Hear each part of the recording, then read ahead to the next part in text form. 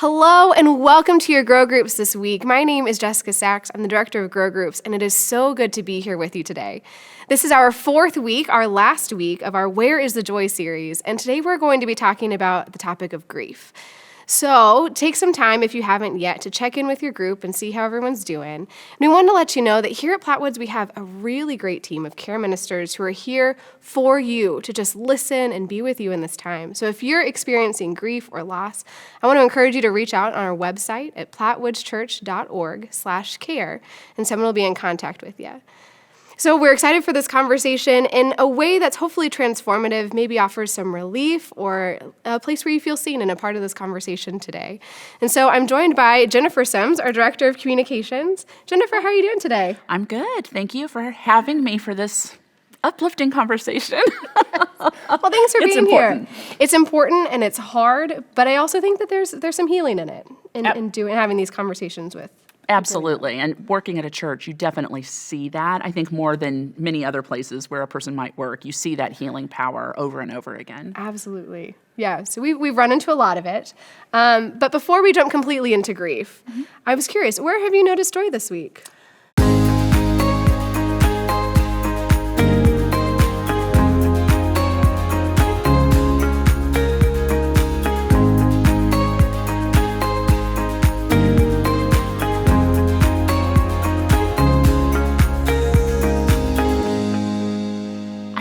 For me, I really am, I'm a minimalist at heart, which you would not always know that to look at my office or at my house. But I get a real sense of calm when things are put away and things are where they're supposed to be and when things are not cluttered. And this week has been a week of putting away the Christmas decorations. And we've done it here at church and we've done it here at home. And for me, that brings me a sense of peace and relief and joy. I love Christmas. I love putting stuff up. But then when it's over, I'm like, okay, it can all go back in the box now.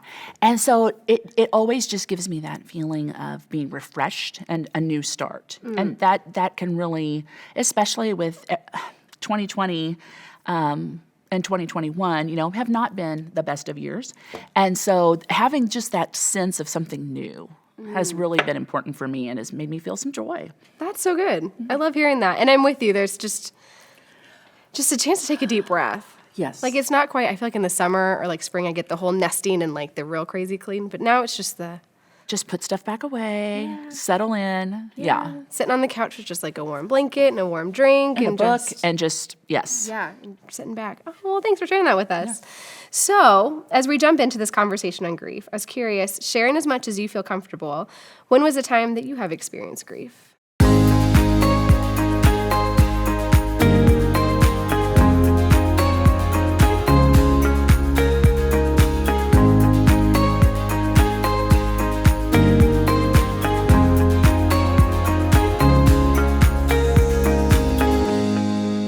Well, like many of the people on staff here, there have been quite a few of us who've lost a parent in the last 5 years or so. And part of that, I'm sure, is a function of age and that sort of thing. But even some younger people like you who have done that. And in August, I lost my dad.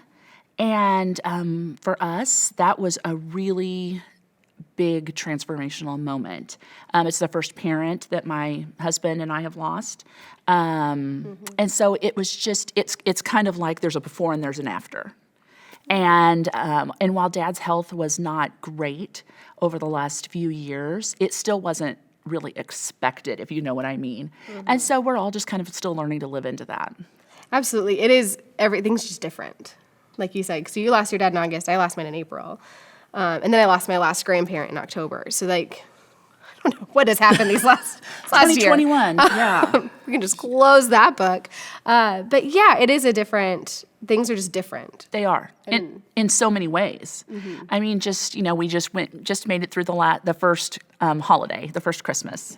And that was weird for our family. I even on Christmas Eve, I always got my dad a magazine subscription to Missouri Life. He loved that magazine. And I would always, make a little certificate, like a little gift certificate so that he had something to open. And Christmas Eve morning, I'm like, oh, I've got to print Dad's gift certificate. And then I thought, no. And I mean, it's been, close to 6 months now, Yeah. but you still just have this constant, oh yeah, things are different now. Things are different, things are different. It never leaves you. You don't forget, but just the little things that you take for granted pop up. Yeah, absolutely. It's different. It's so different. And so I'm curious then, how have you found joy in the midst of your grief?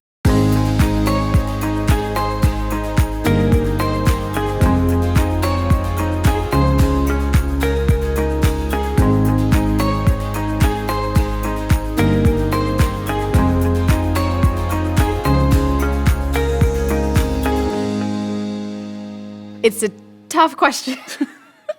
It is.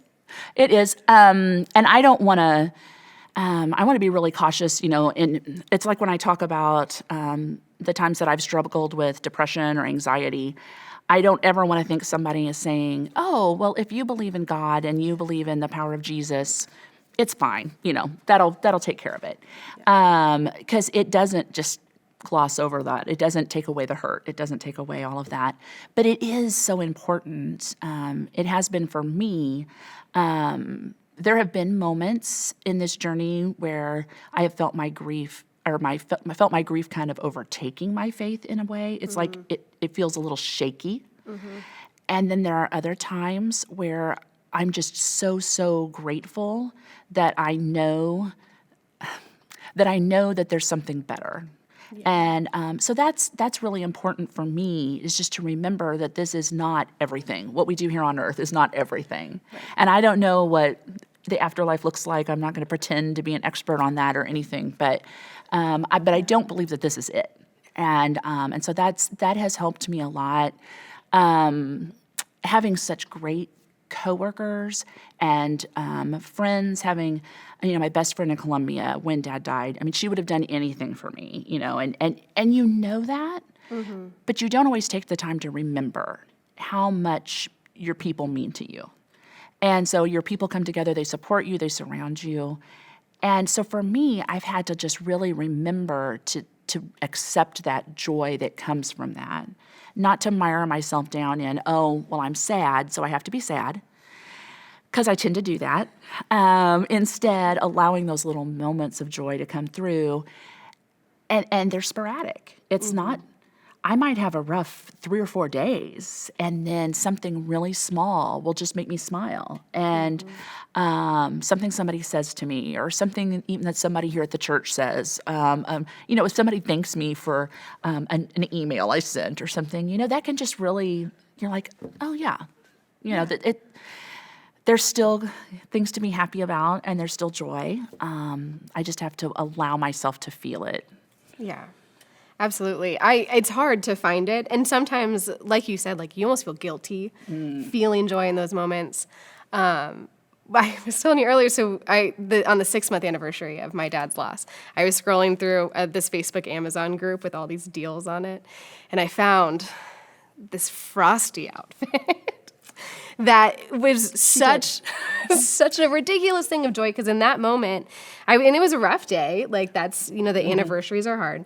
And I laughed and laughed and laughed on my couch like a crazy person in my house alone. What am I going to do with this?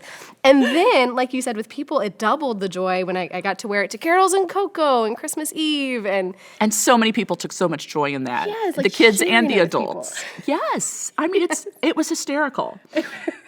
And every time I wore it, I got to think of Dad. And so it was these really cool moments of laughing and joy and just being ridiculous, which is my favorite state of being. Yes.